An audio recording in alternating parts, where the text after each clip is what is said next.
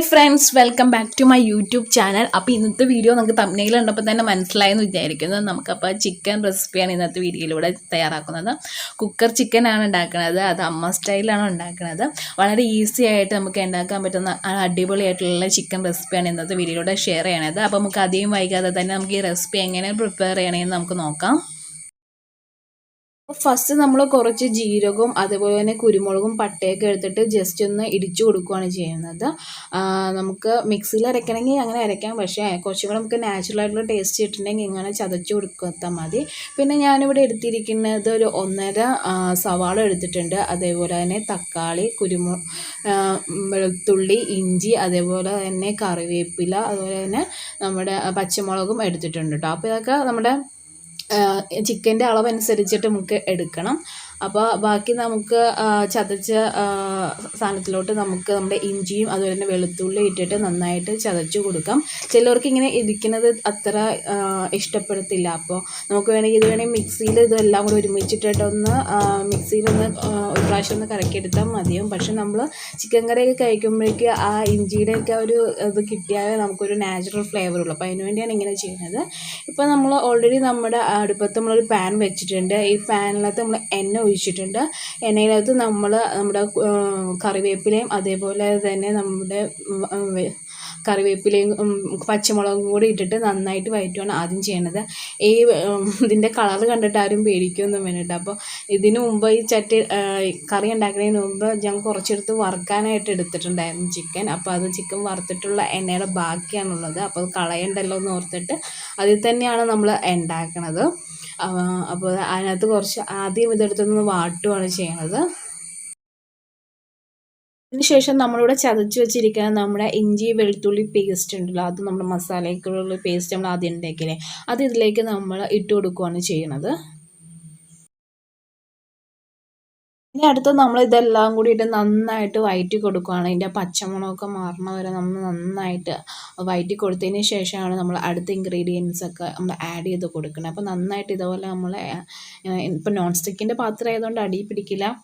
In case നിങ്ങൾ ചട്ടി അങ്ങനത്തെ കാര്യങ്ങളൊക്കെ കൊടുക്കുകയാണെങ്കിൽ നന്നായിട്ട് ഇളക്കി കൊടുത്തില്ലെങ്കിൽ അടി പിടിക്കാനുള്ള ചാൻസ് വളരെയധികം കൂടുതലാണ് കേട്ടോ.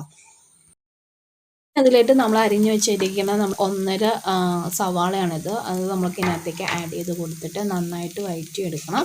ഇനി നമുക്ക് എണ്ണ ആവശ്യമുണ്ടെങ്കിൽ നമുക്ക് എണ്ണ ഒഴിച്ചു കൊടുക്കാം കേട്ടോ. ഇല്ലെങ്കിൽ കുഴപ്പമൊന്നുമില്ല, നമുക്ക് എണ്ണ കുറവായാലും കുഴപ്പമൊന്നുമില്ല. ഓൾറെഡി ഇതിനകത്ത് എണ്ണയുണ്ട്. അപ്പോൾ നന്നായിട്ടൊന്ന് മിക്സ് ചെയ്ത് കൊടുക്കണം. അതേപോലെ തന്നെ നമുക്ക് ആവശ്യത്തിനുള്ള ഉപ്പും കൂടി ഇട്ട് കൊടുക്കുകയാണെങ്കിൽ നന്നായിട്ട് വഴന്ന് കിട്ടും.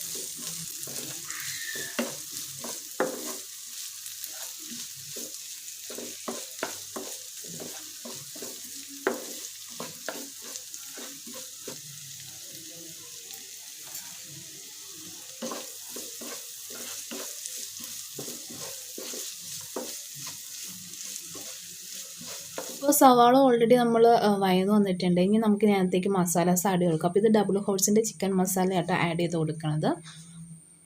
മഞ്ഞൾപ്പൊടി, കോള് വന്നിട്ടുണ്ടെങ്കിൽ പണിയാണ്, കുറച്ച് വരാണ്. മഞ്ഞൾപ്പൊടി,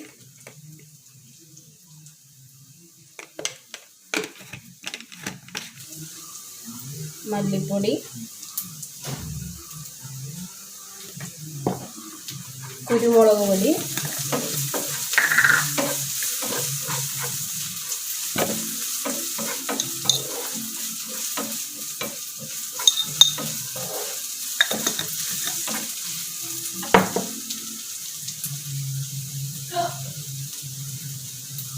നമ്മുടെ സവാള വഴന്ന് വന്നിട്ടുണ്ട്. നമുക്കതിനകത്തേക്ക് നമ്മുടെ പൊടിക്കാം.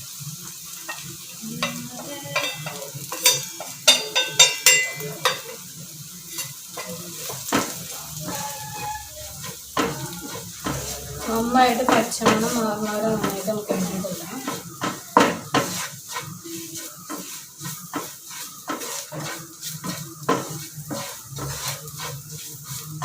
ഇതുണ്ടല്ലോ, നമ്മൾ ഡയറക്റ്റ് പൊടി ഇടുന്നേക്കാളും നല്ലത് അമ്മ പറഞ്ഞു തന്നൊരു ടിപ്സാണ്. നമ്മൾ പൊടി ആദ്യം നമ്മൾ എടുക്കില്ല ഒരു പാത്രത്തിലെല്ലാം കൂടെ. അപ്പോൾ അതിനകത്തേക്ക് നമ്മൾ കുറച്ച് വെള്ളം കൂടെ ചാലിച്ചിട്ട് ഒന്ന് മിക്സ് ചെയ്തിട്ട് നമ്മൾ ആഡ് ചെയ്ത് കൊടുക്കുകയാണെങ്കിൽ കുറേ നേരം അത് നന്നായിട്ട് നമ്മുടെ ആ വെള്ളത്തോട് തന്നെ കിടന്ന് അടുപ്പത്ത് നിൽക്കുമ്പോഴേക്കും അടിയിലും പിടിക്കത്തില്ല. ശരിക്കും അതിൻ്റെ പച്ചമണമൊക്കെ പെട്ടെന്ന് മാറാനായിട്ട് വളരെ നല്ലതാണെന്ന് പറഞ്ഞു. അപ്പോൾ അമ്മ ആ ടിപ്സ് എനിക്ക് പറഞ്ഞു തന്നു കേട്ടോ. ലാസ്റ്റ് ആൻഡ് ഫൈനൽ നമ്മളിവിടെ അരിഞ്ഞു വെച്ചിരിക്കുന്ന നമ്മുടെ തക്കാളിക്ക് കുറച്ച് പഴുത്ത് കുറവാട്ടോ, കുറച്ച് പച്ചയാണ്. അപ്പോൾ അതൊന്ന് നന്നായിട്ടൊന്ന് അതിനകത്തേക്ക് ഉടഞ്ഞു വരാനായിട്ട് കുറച്ച് സമയം എടുക്കും. നല്ല പഴുത്ത തക്കാളിയാണെങ്കിൽ കുറച്ചും കൂടി നല്ല ടേസ്റ്റ് ആയിരിക്കും നമ്മുടെ ചിക്കൻ കറിക്ക്, നല്ല ടേസ്റ്റ് ഉണ്ടാവും കേട്ടോ. ചിലവർ ഈ ചിക്കൻ കറിക്ക് നമ്മൾ ഈ തക്കാളി ചേർക്കുന്നതിന് പകരം സോസ് ചേർക്കണവരും ഉണ്ട് കേട്ടോ. പക്ഷേ സോസ് അധികം ചേർക്കണത് നല്ലതല്ലല്ലോ, അതുകൊണ്ട് നമുക്ക് അത് സ്കിപ്പ് ചെയ്യാം. നമുക്ക് നാച്ചുറൽ ആയിട്ടുള്ള തക്കാളി നമുക്ക് കിട്ടുവാണെങ്കിൽ അതാണ് കുറച്ചും കൂടെ ബെറ്റർ എന്ന് പറയുന്നത്. നന്നായിട്ട് നമുക്ക് ഇത് തക്കാളി ഒന്ന് ഉടഞ്ഞു വരാനായിട്ട് കുറച്ച് സമയം എടുക്കും. നമ്മൾ ഒന്നില്ലെങ്കിൽ മൂടി വെച്ചിട്ട് കുറച്ച് നേരം കഴിയുമ്പോഴേക്കും നന്നായിട്ട് ഉടഞ്ഞു വരും. അല്ലെങ്കിൽ ഇങ്ങനെ ഇളക്കി കൊടുക്കുവാണെങ്കിൽ അതിൻ്റെ ചൂട് കൊണ്ടിട്ട് ശരിക്കും അത് ഉടഞ്ഞു വരണം. ശരിക്കും ഈ തക്കാളി നന്നായിട്ട് ഉടഞ്ഞു വന്നാലേ നമ്മുടെ കറിക്ക് നല്ല ടേസ്റ്റ് ഉണ്ടാവുള്ളൂ. അല്ലാതെ ഇങ്ങനെ കഷ്ണമായിട്ട് ഇങ്ങനെ കിടക്കുവാണെങ്കിൽ അത്ര ടേസ്റ്റ് തോന്നത്തില്ല കേട്ടോ.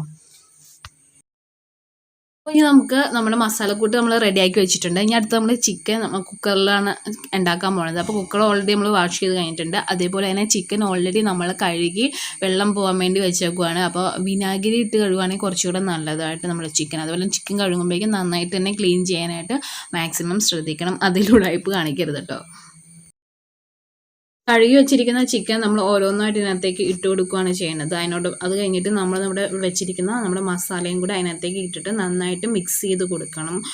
ഒരു കുറച്ച് സാധനം അതിട്ട് നന്നായിട്ടൊന്ന് കൈവച്ചിട്ട് തന്നെ കുറച്ച് മിക്സ് ചെയ്തെടുക്കാനായിട്ട് നന്നായിട്ട് ഇങ്ങനെ വഴറ്റി എടുക്കാം. എന്നാലും അതിനകത്തേക്ക് കുറച്ച് പിടിക്കുകയുള്ളൂ. അതിന് വേഗം തന്നെ നമ്മൾ സ്റ്റൗ കത്തിച്ച് അടുപ്പത്ത് വെക്കരുത്. ജസ്റ്റ് ഒരു 5 മിനിറ്റെങ്കിലും അത് മസാലയൊക്കെ നമ്മൾ ചിക്കനിലോട്ട് പിടിക്കാനായിട്ട് കുറച്ച് സമയം കൊടുക്കണം. എന്നാലേ അതിനകത്തേക്ക് ചിക്കനിലോട്ട് നമ്മൾ മസാലസൊക്കെ ഇറങ്ങുള്ളൂ. അപ്പോൾ അതിന് ശേഷം നമ്മൾ ഒരു 3 വിസിലോളം കേട്ടതിന് ശേഷം നമ്മൾ ആവിയൊക്കെ പോയതിന് ശേഷം നമ്മൾ കുക്കർ തുറന്ന് നോക്കി. അപ്പോൾ നമ്മുടെ ചിക്കൻ നല്ല അടിപൊളിയായിട്ട് നമ്മൾ വെന്ത് വന്നിട്ടുണ്ട്. അപ്പോൾ ഈ കുക്കറിൽ വെക്കുമ്പോൾ ഈ 3 വിസിൽ മതിയാവും കേട്ടോ. ശരിക്കും 2 മതി, പക്ഷേ 3 കൂടെ വെച്ചപ്പോഴേക്കാണ് കറക്റ്റ് ഭാഗത്തിനായിട്ട് നമുക്ക് കിട്ടിയത് കേട്ടോ.